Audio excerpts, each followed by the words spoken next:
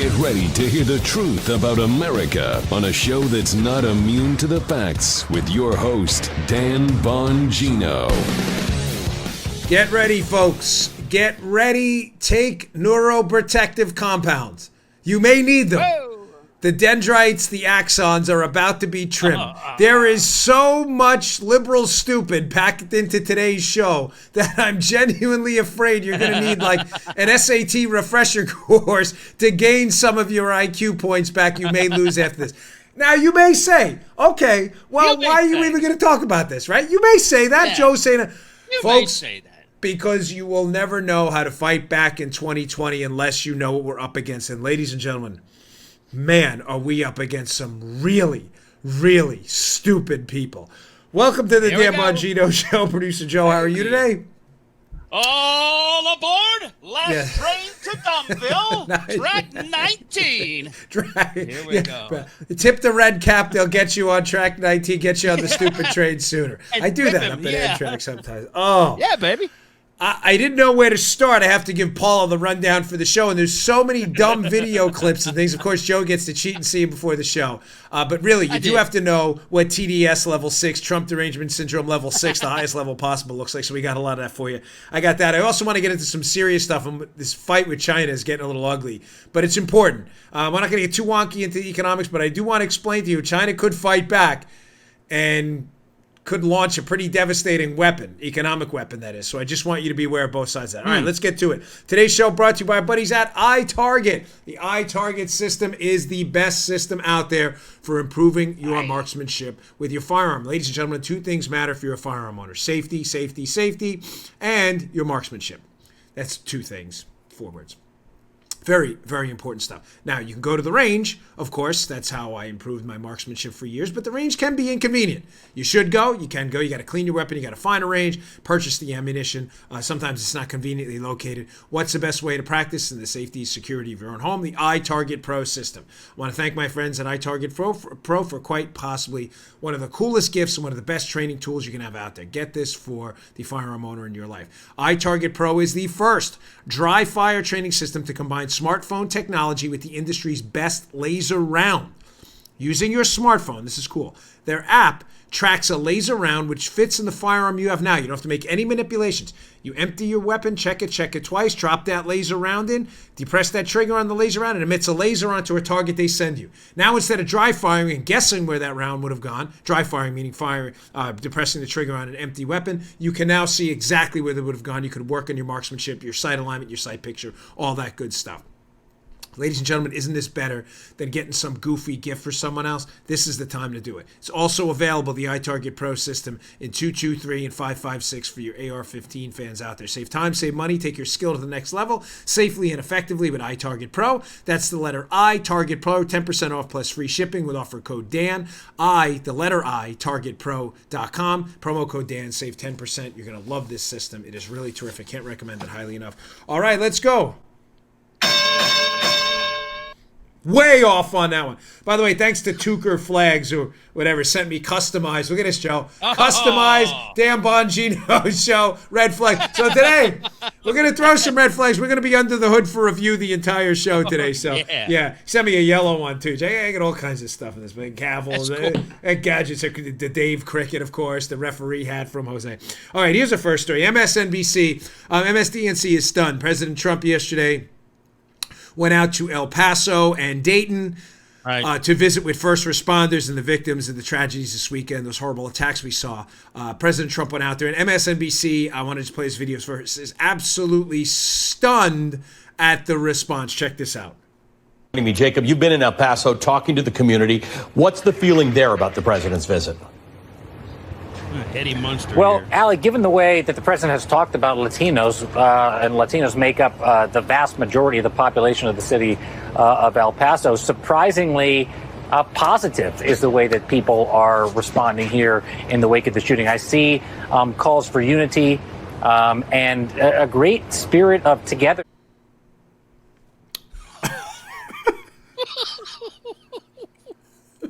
Again, we really need that scene. That scene from The Hangover. The dopey brother laughing scene. Joe, How has the president spoken about Latinos? That's what He hasn't said anything bad about Latinos. What has he said bad about? So let me get this straight. Because the president objects to, policy-wise and apparently ideologically, illegal immigration, that's somehow a knock on Latinos? Now, it's kind of a racist statement to make. So what are you suggesting, that everyone who comes here illegally is Latino? Or everyone in the country here who's Latino is an illegal immigrant? What are you saying? Because both of those statements have really serious racist overtones to them. What are you saying?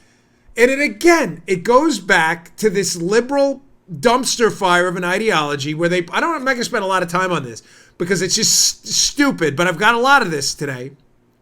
The reaction of the media and the liberals to President Trump.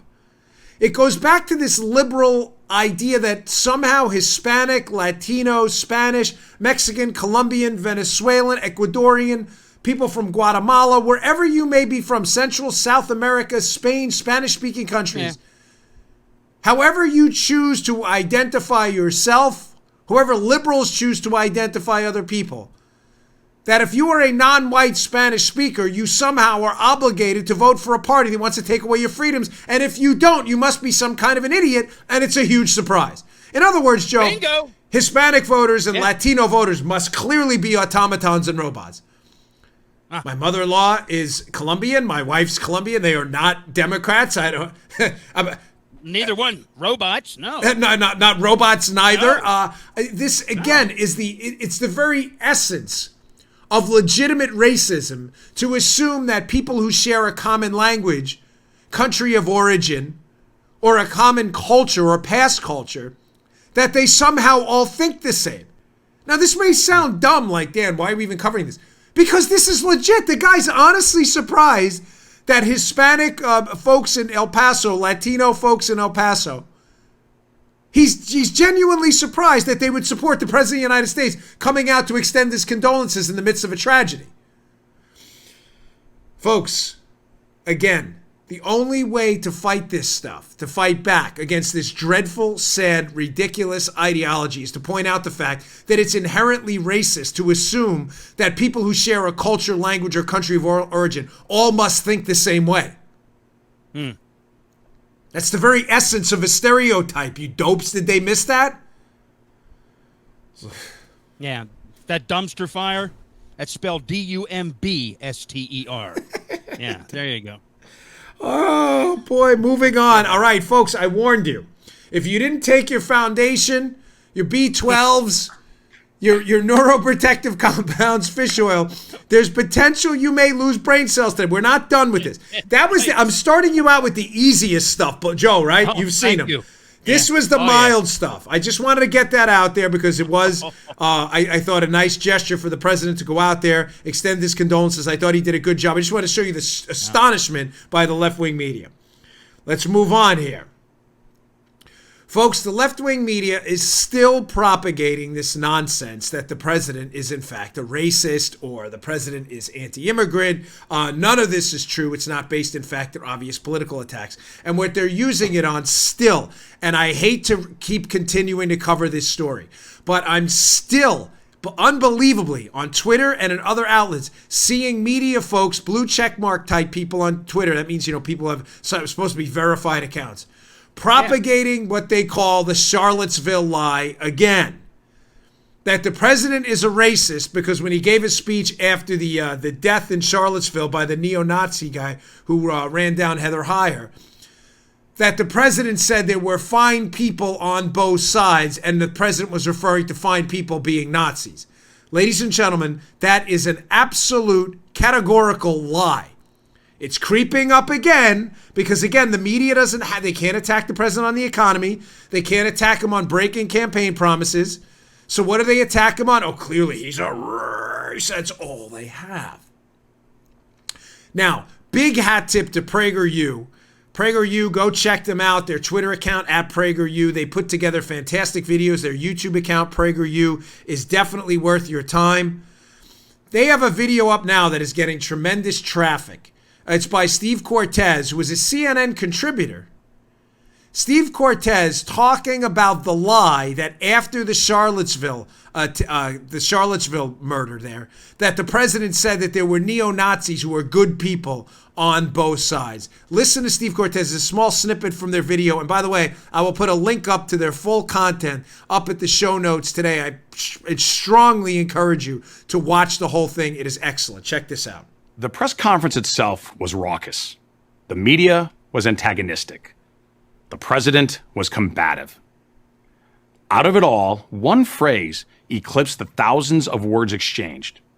The media reported that President Trump described neo-Nazis as very fine people. Only he didn't. In fact, he didn't even hint at it. Just the opposite. He condemned the neo-Nazis in no uncertain terms. So then, who were the fine people he mentioned? The answer? He was referring to another group of Charlottesville demonstrators who came out that weekend. Protesters who wanted the Robert E. Lee statue removed, and protesters who wanted to keep the statue and restore the park's original name. This is what President Trump said about those peaceful protesters. You also had some very fine people on both sides. You had people in that group that were there to protest the taking down of, to them, a very, very important statue, and the renaming of a park from Robert E. Lee to another name. A few moments later, in case there would be any misunderstanding, he makes his meaning even more explicit. I'm not talking about the neo-Nazis and the white nationalists. They should be condemned totally. I can't encourage you in strong enough terms to go to the whole video. It'll be on our show notes today. We will blast it out to our email list. Please join our email list at Bongino.com. I'll get this right to you. It's worth your time. I included that snippet for a reason. Because, ladies and gentlemen, not only is what the media telling you, what they're telling you about the Charlottesville speech false, the president actually said the exact opposite. It's not my fault if you continue to act like a lunatic and a liar and continue to propagate the lie that the president was suggesting that neo-Nazis are fine people. That's your issue. Okay, I mean it. That's your issue. I just wish you would keep the issue to yourself and not try to lie to innocent bystanders and propagandize them and get them to believe something is false to divide up the country and get Americans to hate each other using the president as your beanbag. It's absurd. Did you listen to the speech? Have you ever seen the transcript? Did you know any of that? Again, I only bring that up again because I've seen it now repeatedly resurface on Twitter, Facebook, and in some media channels about the Charlottesville fine people speech that is in fact false. Mm-hmm. These candidates are making this up. Yep. All right, moving on. Hopefully we preserve some brain cells with that one. This one, I'm not sure. That's right, Paul? Now, you know, Paul and I, we live together. We're married, obviously. Her setup is right outside, but just a little behind the scenes. We don't actually talk that much before the show because she's busy doing her thing and I'm doing mine. I'm not kidding. When I sent her this cut, she goes, "Come on, this isn't real." I'm like, "No, it's real." She's like, "Dan, this guy really said this?" Okay, let me just give you some background because I promise you this one, about 10% of your frontal cortex is going to die after listening to this. You will have to scrape out portions of brain tissue. So this guy, Frank Figlizzi, I'm not saying his name wrong to be a joke. Frank Figlizzi, who is apparently a senior level manager at the FBI. Listen, you may, FBI folks, FBI PR, you may want to ask this guy to stop using the FBI name in media appearances after this disaster. This guy, Figlizzi, goes on MSNBC and has a theory again. Remember this common theme here. The president must be a racist. MSNBC stunned that Hispanic and Latinos in El Paso don't hate him. That the Charlottesville thing is back again. The president must be a racist because he did this thing with the flagpole on August 8th. And here's Frank Figlizzi using some insane numerology thing to show us that the president really is a Nazi by doing this. I'm not kidding. Listen to this stupidity. It's the little things and language and messaging that matters. The president said that we will fly our flags at half-mast until August 8th. That's 8/8.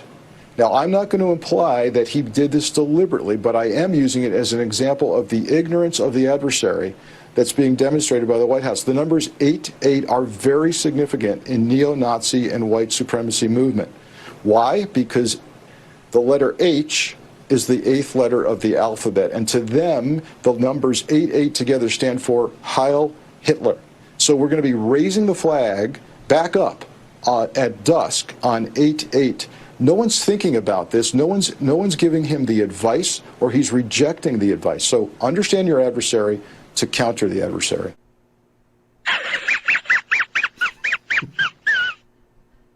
My gosh, dude.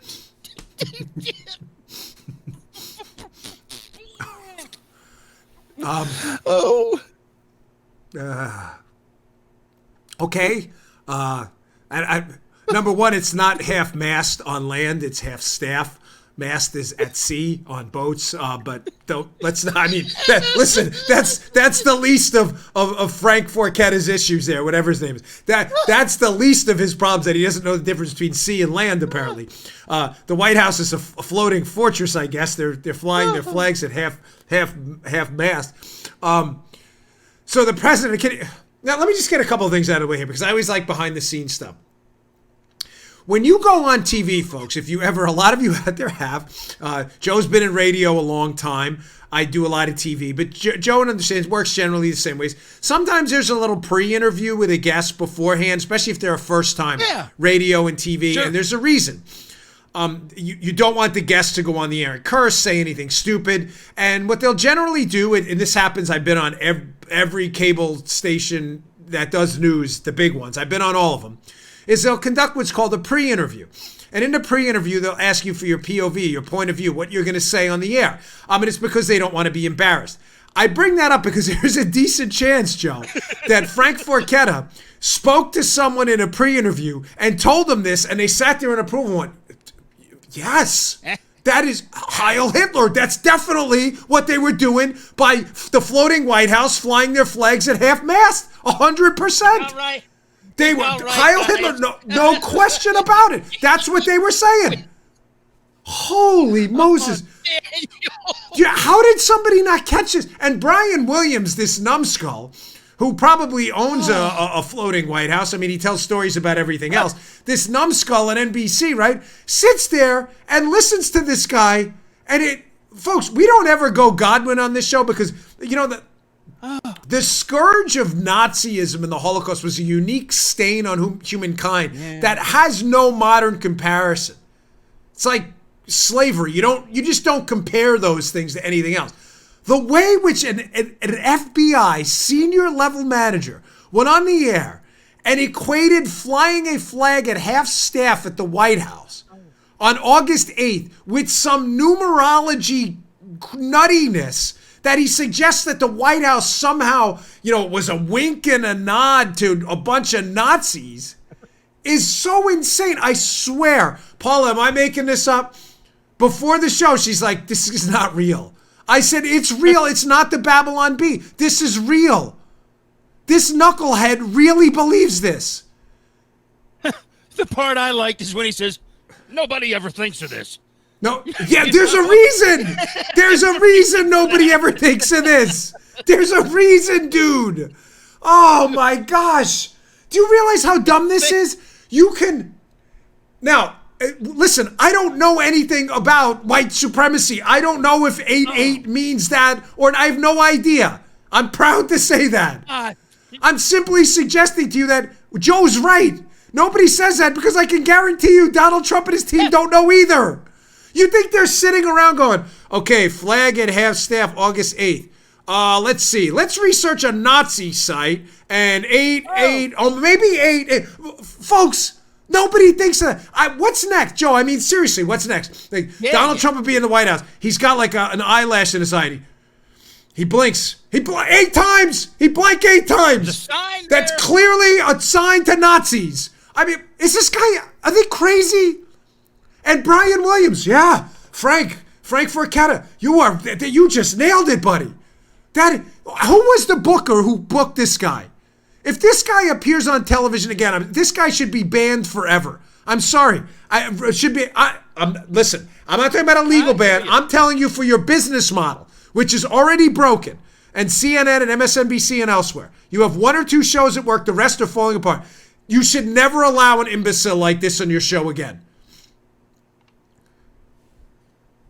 Frank Forcato, sitting there. You really should have known better. This is clearly a denotation of the HH, which means Heil Hitler. What are you talking about? Are you crazy?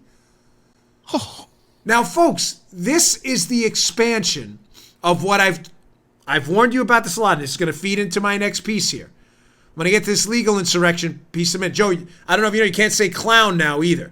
You call someone a clown, you're a white supremacist. Yeah, Joe didn't see this one. Joe doesn't see the hard articles. He only sees the video. So I get to surprise him with some stuff. So I'm just warning you folks. Clown means white supremacist too. I've warned you about, I'm going to get to that in a second. I've warned you about this repeatedly. The left does this very strategically, and useful idiots like Frank Forcato play into the game. Okay? What they do is they pretend to have a set of rules about what comprises decent conversation.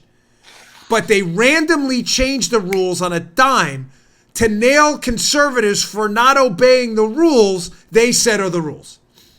I've given the examples 1,000. I'm not going to say them again, but they do this all the time. They'll change the meaning of the word clown. Literally, it's coming up next. They will change the date, August 8th, and half-staff mask, he doesn't even know the difference, flag flying. That's a new rule now. And the new rule, apparently, according to left, is be careful what you do on August 8th because anything may be a wink and a nod to Nazis. What are you talking about? They just made this new rule up. You get why, right? Not because they mean it. Yeah.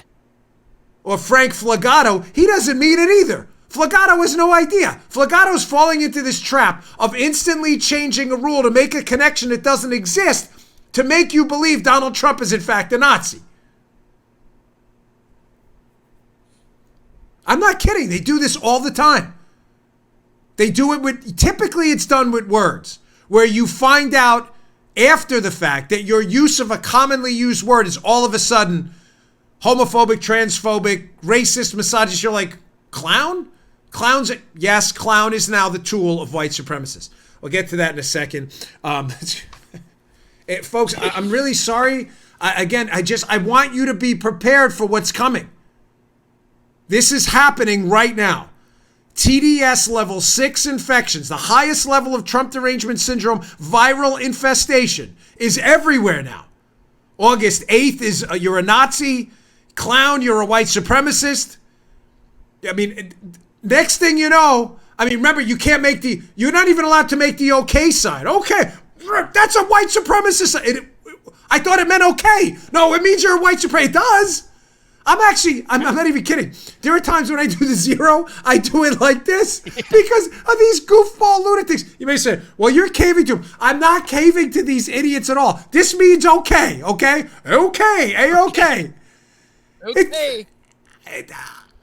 I just don't want the message getting lost sometimes in the sheer lunacy of what we're dealing with right now.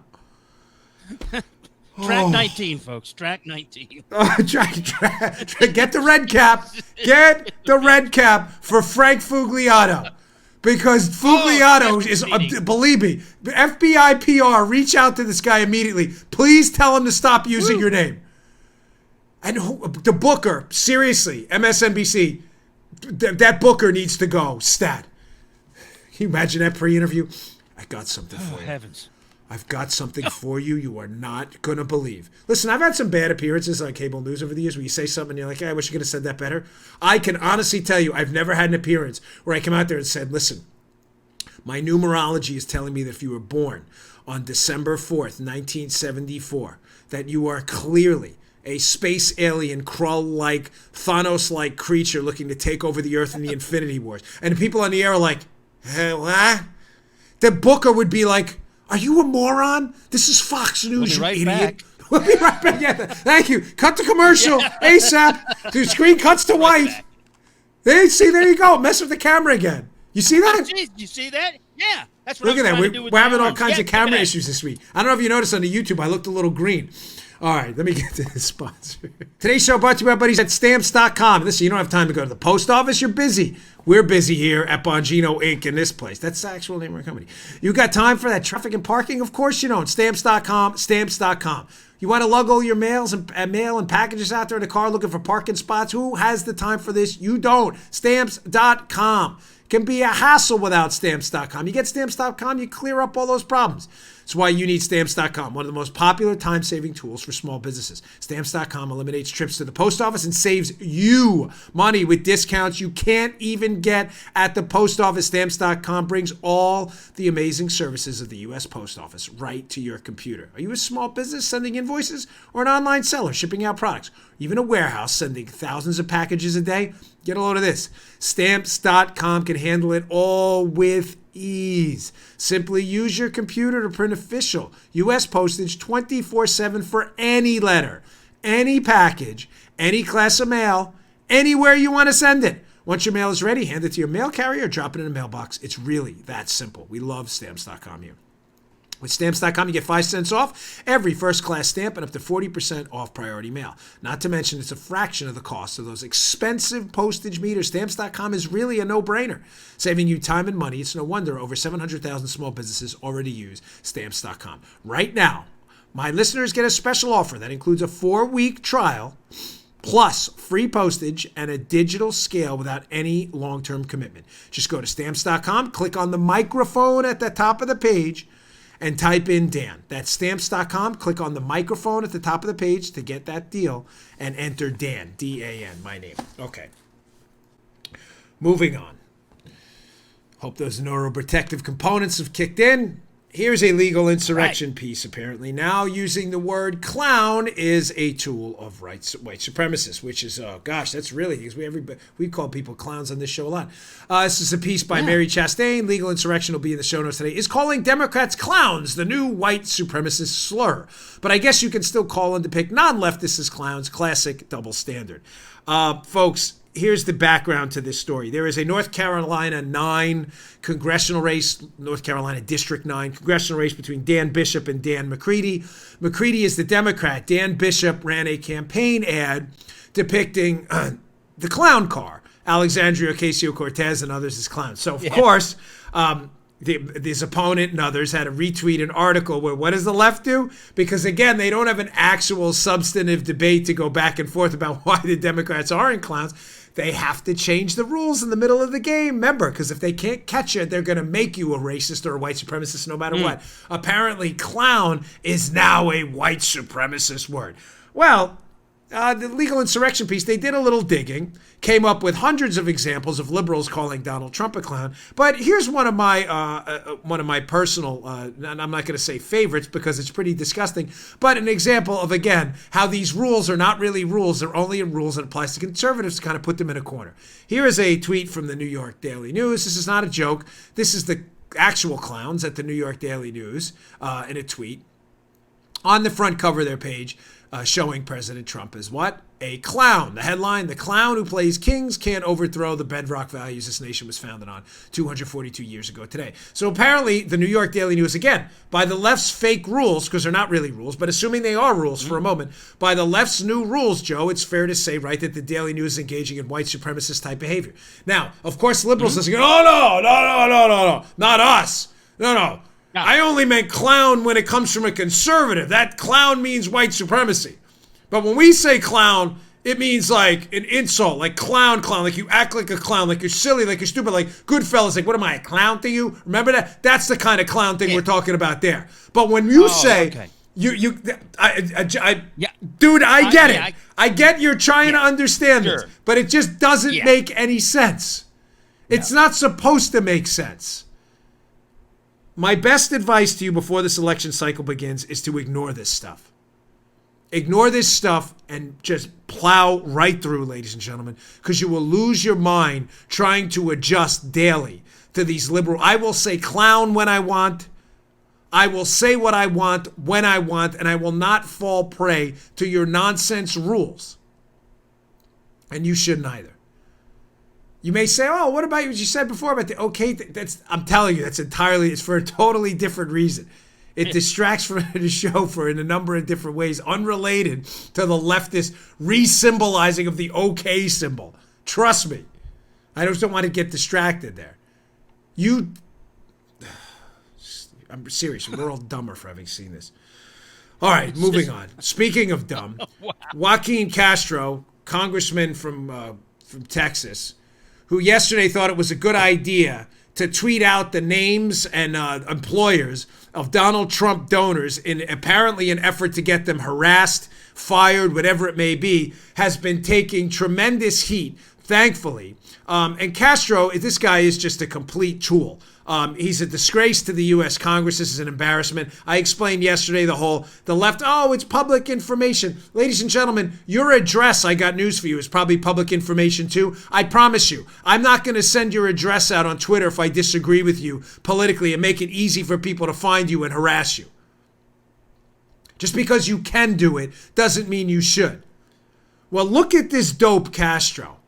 Castro winds up tweeting out the names of, check out this Fox News piece by Brooke Singman. Joaquin Castro outed his own donors in a bid to shame Trump supporters. This moron who tweeted the names out of these people, some of them donated to his campaign too in substantial sums of money. So now one of them, a guy by the name, you can check this out in the piece, Wayne Harwell, who's in real estate. I'm not out, he spoke to Fox News. The only reason I bring his name up, or yesterday we kept the names quiet.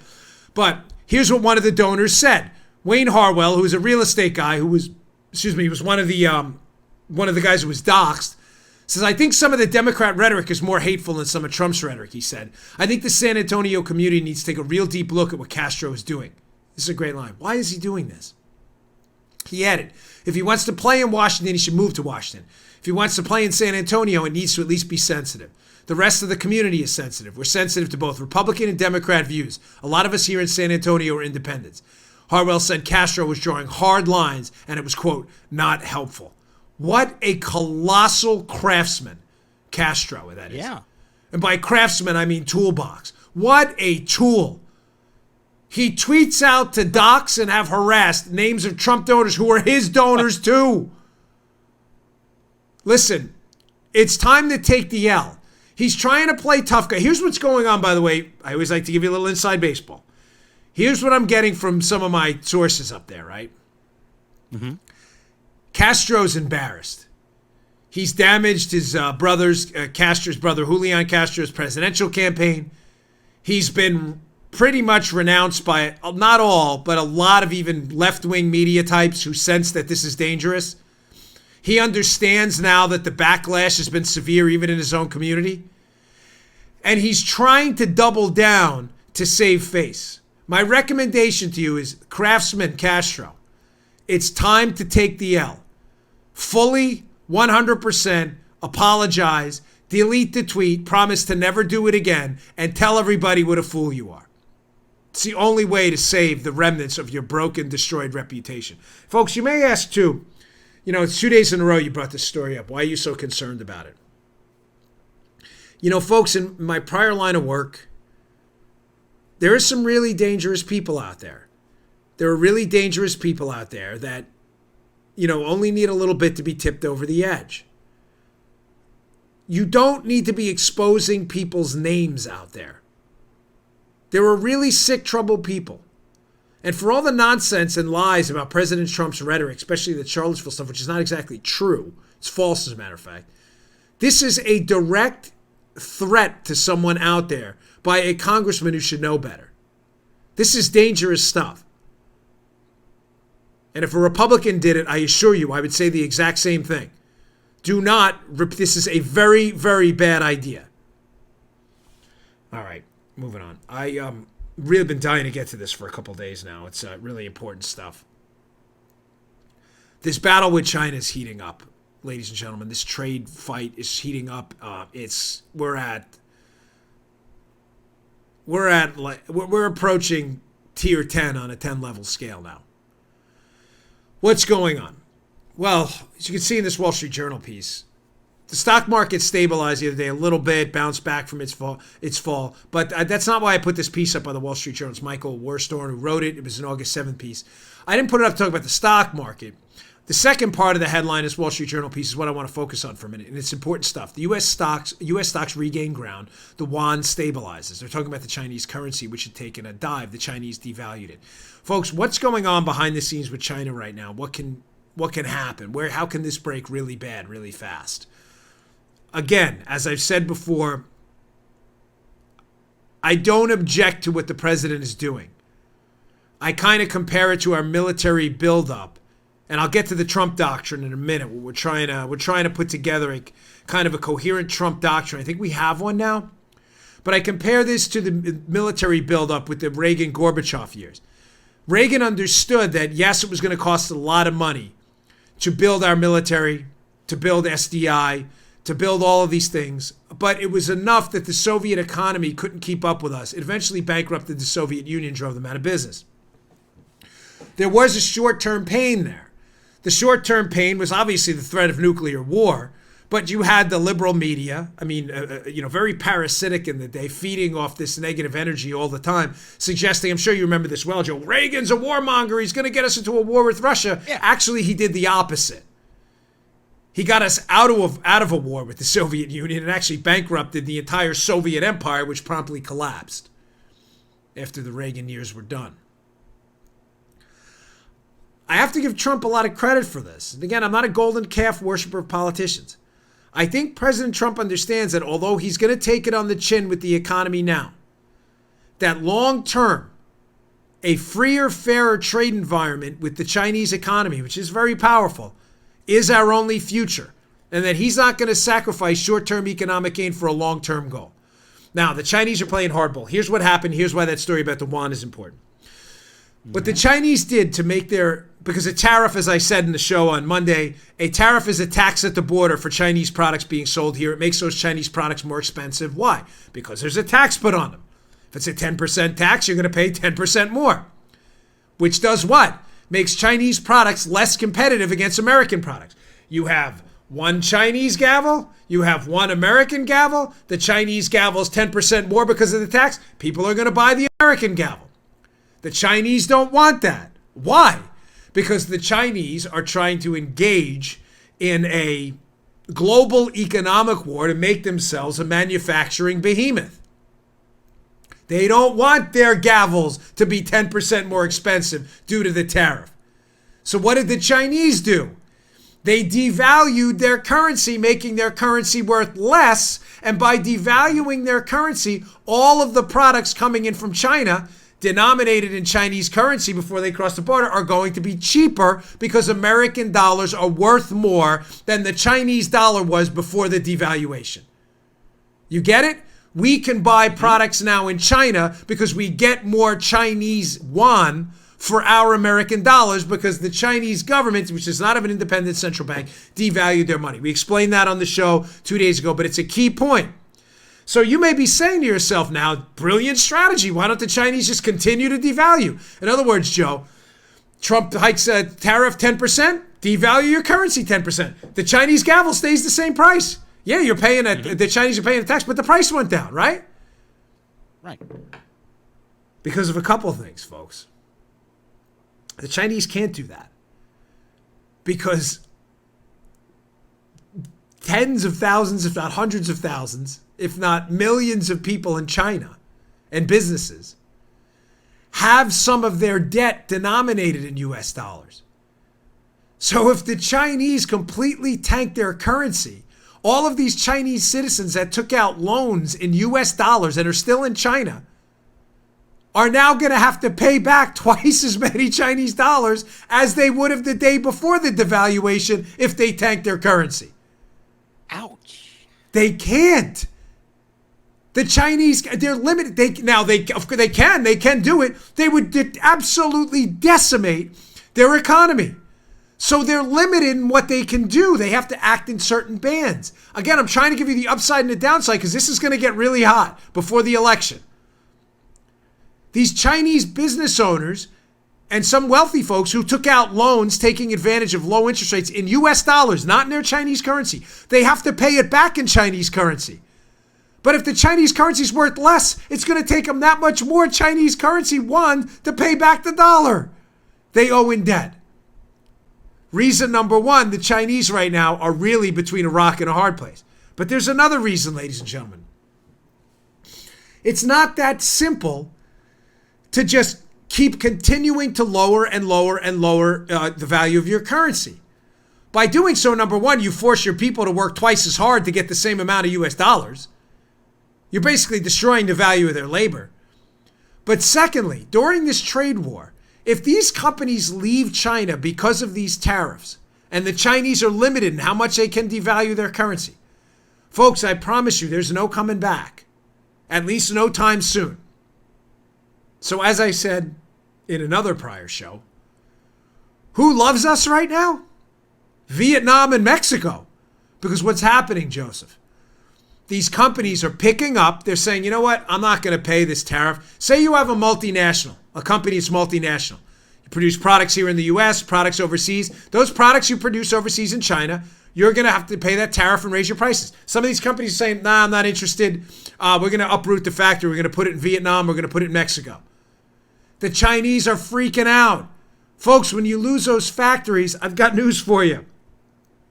A lot of them aren't coming back. And they're panicking. Chinese goal number one has always been to make themselves a manufacturing behemoth. And once those factories are hollowed out, as we've seen in many portions of industrial America, it is almost impossible to bring economic vitality back to those areas. It happens, but not often. The Chinese are panicking. Now, as I said to you in the beginning of the show, and I'm going to move on. I got a couple other things to get to, too. It's been a pretty stacked news week. They do have the mother of all economic bombs, though.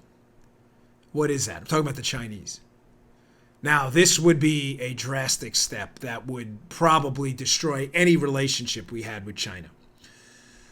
They own right now $1.1 trillion in U.S. treasuries.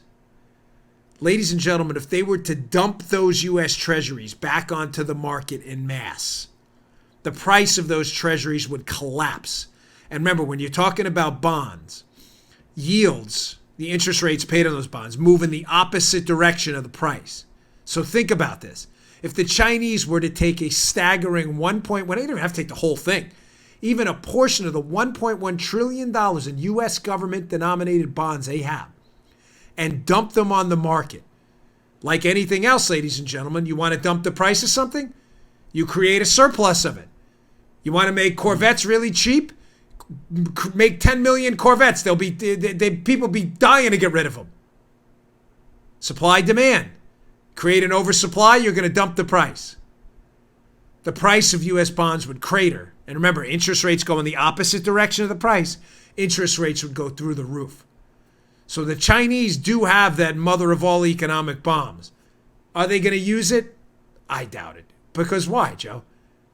They own the bonds. They have 1.1 trillion in bonds. If they tank the price of the bonds, they're also going to tank the price of the bonds they have. I'm just telling you. I'm trying to lay out short-term, long-term, good, bad, where this could go. No one thought we were going to get into a currency devaluation war either. One last thing on this about the Trump doctrine. Everybody's looking to find a doctrine. The Bush doctrine, the Obama doctrine. These things are very rarely laid out as the doctrine, so to say.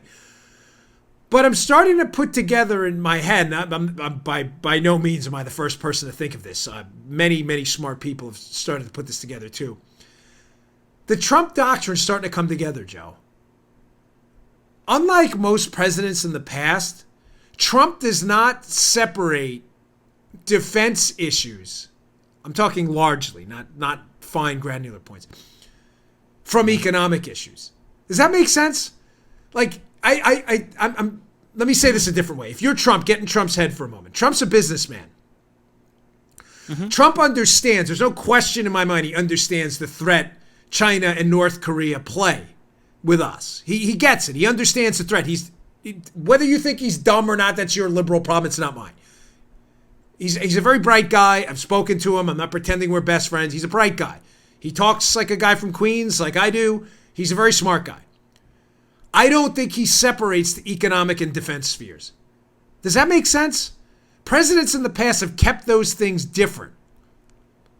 He understands that we don't want to get into a war with China. So he understands with China that if he can make an appeal on the economic front that, listen, we are in this economic battle to win it, that it will hopefully keep us out of a fight over the Formosa Strait or Taiwan. That enabling China economically to take advantage of us may feed into this Chinese mentality of defense superiority in the future too.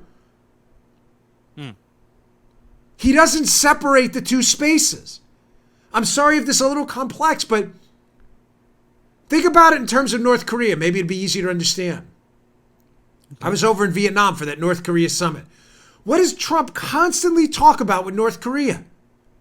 The president constantly mentions the fact that the potential for economic development there. He even says, well, look at their waterfront line. He doesn't separate the two. And I think the way he intends to break the back of the Chinese is not the way Reagan broke the back of the Soviets. You see, everything ties in with a military buildup, although he believes in our military, President Trump. But he intends to do it on the economic side. He intends to do it on the economic side. Reagan triaged the military buildup first as a way to basically race them out of it, knowing their economy couldn't keep up. So technically conflated a bit. But Trump, I think, sees it the opposite way. He tangles these two together, the economic and the defense space, understanding that if we can beat them on the economic front and get back to a free or fair relationship, it'll diffuse the defense friction we have between the two countries. I don't know. Send me your feedback. I'd love to hear. Could be wrong. But, you know, I just find that interesting. The more I read about his foreign policy, the more I'm convinced that's exactly what he's doing. All right, last sponsor of the day, and I got a couple others. Just get liberals. Every day it's something new with the libs. All right, today's show finally brought to you by our buddies at Bravo Company Manufacturing. Listen, if you're in the market for a rifle or a pistol, Bravo Company MFG is your place. They make the finest rifles and pistols out there. BravoCompanyMFG.com, BravoCompanyMFG.com. Listen, I love learning about our rights and our Second Amendment, big Second Amendment supporter. Owning a rifle is an awesome responsibility, and building rifles is no different. Bravo Company Manufacturing was started in a garage by a Marine veteran more than 2 decades ago. Bravo Company Manufacturing, or BCM for short, builds a professional-grade product which is built to combat standards. Folks, this is not a sporting arms company. This is a company that makes weapons to defend your life, the life of our law enforcement officers, and our military. It's built to combat standards. It's because BCM believes the same level of protection should be provided to every American, regardless if they're a private citizen, law enforcement professional, or a soldier. Bravo Company Manufacturing is not a sporting arms company. They design, engineer, and manufacture life-saving equipment. BCM assumes that when any rifle or pistol leaves their shop, it will be used in a life or death situation by a responsible citizen, law enforcement officer, or a soldier overseas. So quality is of the utmost importance to them. Every component of BCM rifles is hand-assembled and tested by Americans in Heartland, Wisconsin, to a life-saving standard. BCM puts people before their products. They make life-saving equipment. Ladies and gentlemen, these people know what they're doing. I have 2 of them. They are really fine quality pieces of equipment. I can't recommend them enough. To learn more about Bravo Company Manufacturing, head over to BravoCompanyMFG.com, where you can discover more about their products, special offers, and upcoming news. That's BravoCompanyMFG.com. You need more convincing? Check them out in the YouTube channel, youtube.com/Bravo Company USA. Bravo Company, youtube.com/Bravo Company USA. Go check that out. Okay. Oh, boy. So I just want to throw this in there quickly because it's another, I love debunking liberal nonsense. It's so easy because liberals can never stick to the position. Remember, they change. Here are the rules. Here are the new rules. They claim to have principles when they don't. They lie often. And said that capital gains indexing conversation has come up again, and it's important. It's important because Chuck Schumer just wrote this letter against it. Donald Trump is proposing for economic growth that we index capital gains. Very simply, the best example I can give you is you have a capital gain on, say, a stock. You're going to pay taxes on your nominal gains on that stock. If I bought the stock for $1 and sold it for 10, 30 years later, you're going to pay a tax on that $9. Folks, you really didn't make $9. Due to inflation, you probably made closer to $3 or $4. Depends how long the time period was, right? President Trump is supposing indexing those gains to inflation so you don't pay taxes on the whole amount because you didn't make the whole amount. Brilliant idea. Very well done. Well, Chucky Schumer's come out against this. You know, he's a principled man. He doesn't like this. I'll show you his letter in a minute. He hates this idea because he doesn't like economic growth, apparently. I'm not sure why he would want us to pay taxes on money we didn't make due to government's poor monetary decisions, right? The Federal Reserve's not really a government entity. Yeah, sure. Listen, it's a disaster over there, what they're doing, too, with their monetary policy. But here's a video of Chuck Schumer. Was this, Paul, in 1992? Here's Chuck Schumer in 1992. He must be saying in his video, clearly, he hates this idea, right, about indexing capital gains. This is evidence. Yeah, because he's a principled guy, right? Let's play that video and see what he has to say. Yeah. If we really want to increase growth, there are proposals that we can do. I would be for indexing all capital gains and savings and borrowing. And that, indeed, would shift the balance in this country away from too much consumption, too much borrowing, and towards more savings and investment over the long run. Huh? Did you hear that? Joe, did you mess with that? Did you cut that, like, edit it? And was that like one of those things where you took separate words and put it together to have Chuck Schumer say something he didn't say? You didn't, right? That's a clip. That's a coherent, complete thought. That's Chuck Schumer in 1992 defending the exact same thing Donald Trump proposed. Now, the reason I bring this up, this is hat tip Phil Kerpen, by the way, on Twitter, who pointed out this letter. Here's Chuck Schumer's letter that he launched out not that long ago here, objecting to this exact same plan by President Trump to do the same thing, despite the fact that he's actually on videotape suggesting that this will lead to better economic growth, less consumption, and better savings leading to more investment and higher wages and all that stuff. Schumer had it right in 1992. He only changed his mind, of course, because it's politically convenient and Donald Trump's in office. Showing you again, ladies and gentlemen, that being a liberal requires you to forfeit all common sense. I'm sorry if you've lost axons and dendrites during the show, but I'm just, again, trying to show you that they just don't care. Truth, honesty, and principles are entirely irrelevant. All right, a couple quick things I want to get to, too. By the way, tune into the 5 today, please, on the Fox News channel. Be ready to rock and roll today. I will be there co-hosting today and tomorrow, the 5. I will also be on Hannity, guest hosting Friday night. Please tune in. You guys and ladies make me look very good out there. I really appreciate it. We're always number one. We're on there. So thank you very much. We were number one in the demo, too, which is pretty spectacular. So the 5, Thursday and Friday, Hannity on Friday night. Thank you very much. More tech tyranny, folks. Story at the Daily Caller. This is just astonishing. The cesspool Twitter's become. There's an account out there that supports Mitch McConnell called Team Mitch. Chuck Ross piece, be at the show notes today. Twitter locked McConnell campaign account for posting video of protesters outside McConnell's home.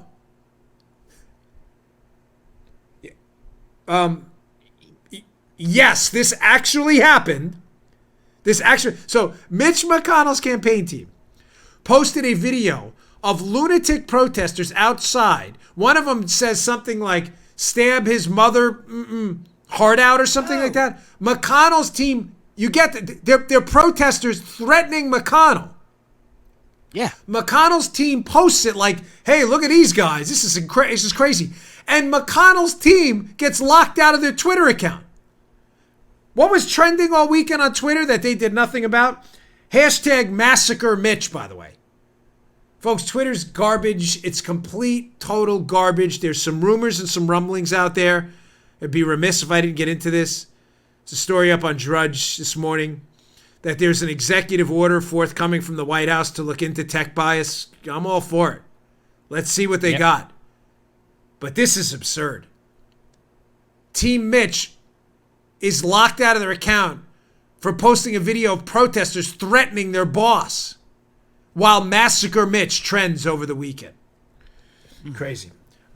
All right. Well, I'll end this Thursday on a little bit of a low note. A high note for me, but a low note nonetheless. Right before we were going live on the show today, I said, Paula, time out, red flag. We had to go under the hood for review before the show. I got my old red flags there. We got stuff everywhere. Oh, here's another one. Someone sent this. Fraud alert. Fraud alert. You like that? pretty cool, right? Fraud. I don't know who said that. Thank you. It was very nice. You put the names on them somewhere, right? I don't know. You guys are great. You don't have to send stuff, by the way. I appreciate it. It's very nice of you, but it's kind of funny. Michael Moore. You know Michael Moore, the I don't know what you want to call director, whatever it is. I'm going to be careful here where I go with this too, because I work out a lot and I'm very sensitive to this kind of stuff and I mean it, but this is kind of an interesting tweet. The owner of SoulCycle and Equinox, the guy's very wealthy. He owns SoulCycle. SoulCycle is like a spinning type class, I guess. I've heard of it, but I don't go there. And Equinox, which is a gym chain, is hosting a fundraiser for Donald Trump in the Hamptons. Maybe be very careful here, Joe. So here's what Michael Moore tweeted in response to that, his objections to the SoulCycle owner. It's an exercise place. That's it! Exclamation point. This is from Michael Moore. I just canceled my SoulCycle membership.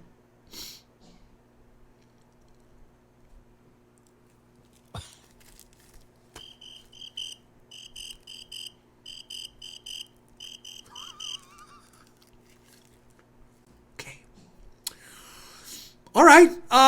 Thanks for tuning in, folks. I'm going to leave that one right there. You do with that what you will. I hope to see you later on the 5. Nothing to add. I just wanted to throw that in at the end of the show. Michael Moore is a big SoulCycle guy.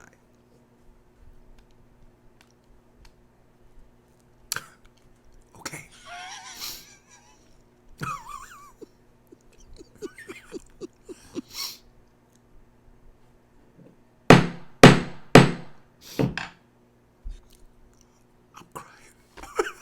I know. All right. I'll see you guys later on the 5. Don't miss the show tomorrow. Take care, folks. Hey, thanks for tuning in. Today's show was brought to you by my buddies at Brickhouse Nutrition. They make some of the finest nutrition supplements on the market. My personal favorite is Foundation. Now, you don't hear anything shaking in there. Why? Because the bottle is empty, because I use it. I love this product. Check it out. Foundation. It is a creatine ATP blend. Does 3 things. Look better, feel better, perform better. Go give it a shot. Go to brickhousenutrition.com/Dan. Try out this creatine ATP blend and take the mirror test. If you don't believe me, take the mirror test. Before you try Foundation, right? Go check it out.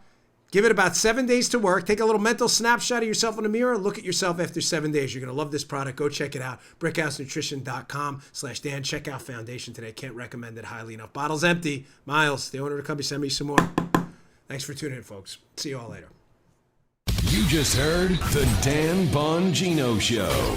You can also get Dan's podcasts on iTunes or SoundCloud. And follow Dan on Twitter 24/7 @DBongino.